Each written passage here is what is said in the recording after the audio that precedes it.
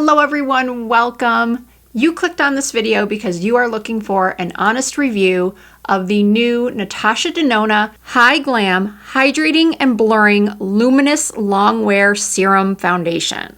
There are 52 shades available on the Natasha Denona website and on the Ulta Beauty website. There are just 35 shades available on the Sephora website. I'm not sure why, but I did double check, and that is a correct statement as of the day I'm filming this video. The shade I chose is N4. I have a confusing skin tone for a lot of people. People assume because I have blonde hair and blue eyes that I have a cool undertone. I actually have a neutral undertone. I do have yellow undertones on my body. My face does become a little bit more pink when I'm touching it. You'll see when I apply my primer that my face is going to look really red, but I am a neutral skin tone. And I find that this shade 4N is actually neutral. I wish I knew why some other brands make their neutrals so yellow. Now, I obviously have not swatched all the shades in the range, but from what I have seen, the descriptions on the website of each shade are actually pretty spot on. N4 is described as a light neutral, and I'm light neutral.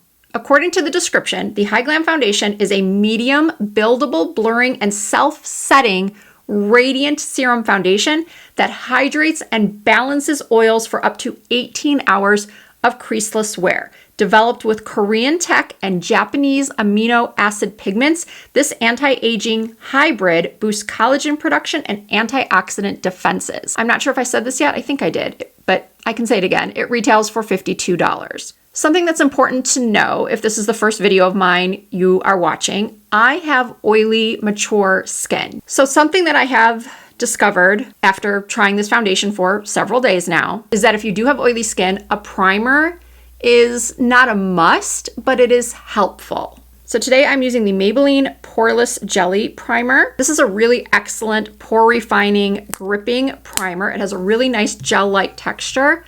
If you have dry skin, first of all, look at how my pores just disappeared with this.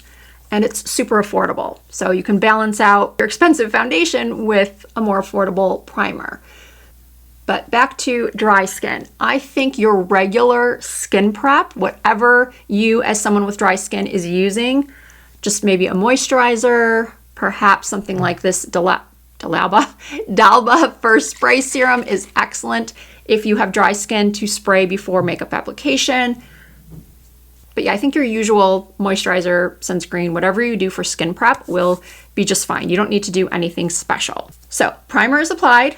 If you noticed, I just put it mainly through my T-zone. I already shook up the foundation, but I'm gonna shake it up some more. For this application, I'm using a BK Beauty 116 brush. I love the packaging. The frosted bottle is beautiful. It has a pump that you don't have to purchase separately. And what I've been doing is applying 2 pumps to the back of my hand. You can see it is slightly runny. It's a very light serum texture.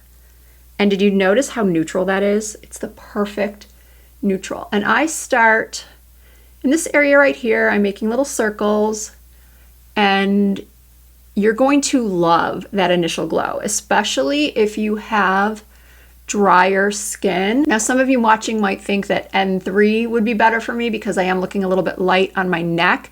Well, your neck is more often than not going to be lighter than the rest of your body. So this actually blends perfectly with my chest. So I find that those 2 pumps deliver the perfect amount for each side of my face. And I did prime the brush. I think I forgot to show you that, but I put the product on the back of my hand, primed the brush, and then as you can see, it picks up even more product. And then I like to get by the sides of my nose really good. So the coverage is medium, as the description states, and there's the finish. So one side done, other side bare or with just the primer. Now I do 2 more pumps on the back of the hand. 2.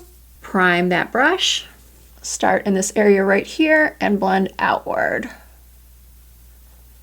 And I always get my ears, blend down my neck. You don't want any demarcation lines. And I do not apply anything underneath my eyes because that is where my concealer is going to go. We don't need to double up coverage in that area, especially if you have mature skin. Picking up a little bit more from my hand. And this just spreads so easily. It's not one of those really quick dry formulas that you have to work with really fast. You can actually take your time with this and really work it into the skin.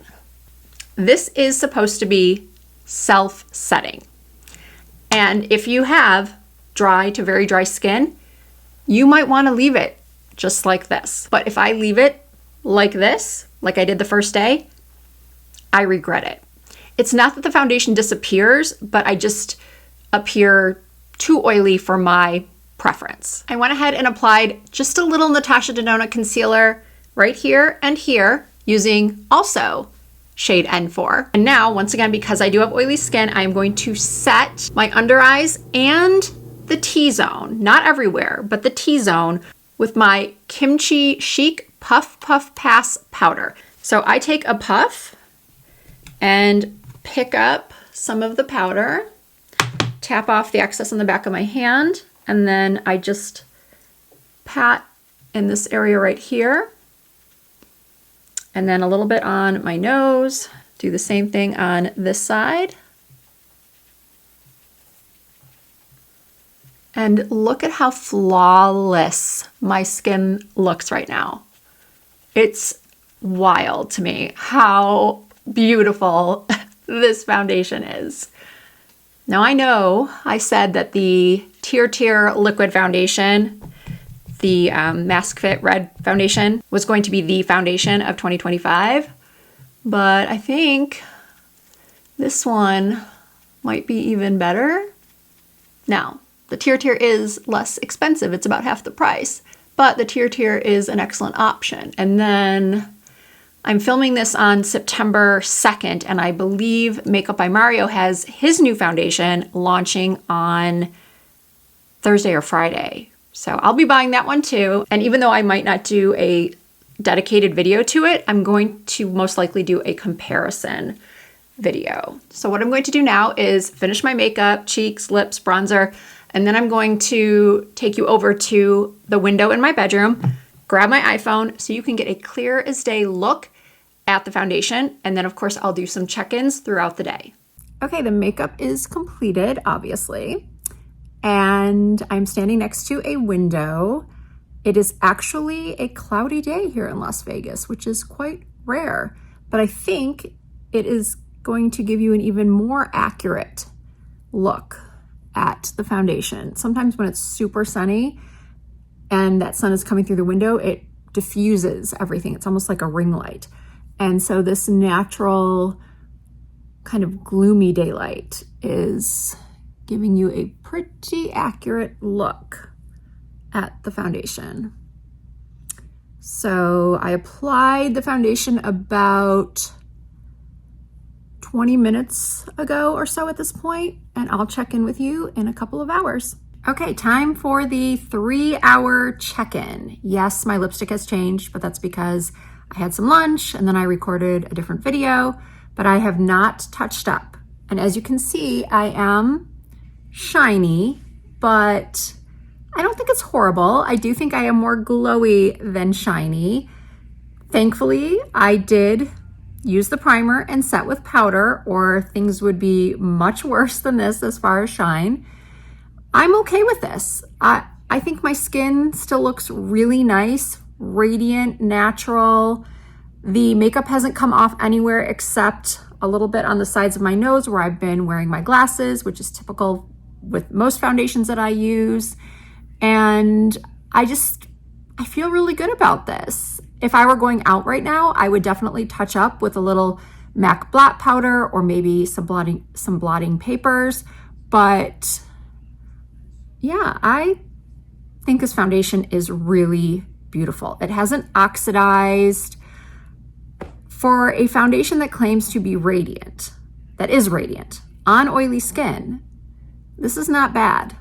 Not bad at all. I know it's only been 3 hours, but I promise you, with so many foundations, I can get crazy shiny within an hour or two. So at a little over 3 hours, yeah, it's not bad. It is almost 6 p.m. and I almost forgot to do another check-in. I really want to wash off my eye makeup because I wore an eyeliner in my inner water lines today that's really irritating my eyes. You can maybe see that they're a little red right now. So I want to take this makeup off and I almost went into the bathroom to take it off and I thought, oh my goodness, I forgot to do a check-in. So I don't know why my nose looks a little red. The makeup looks pretty much identical to how it looked at the previous check-in after 3 hours. So I'm still shiny. Again, if I were going somewhere, I would touch up with powder.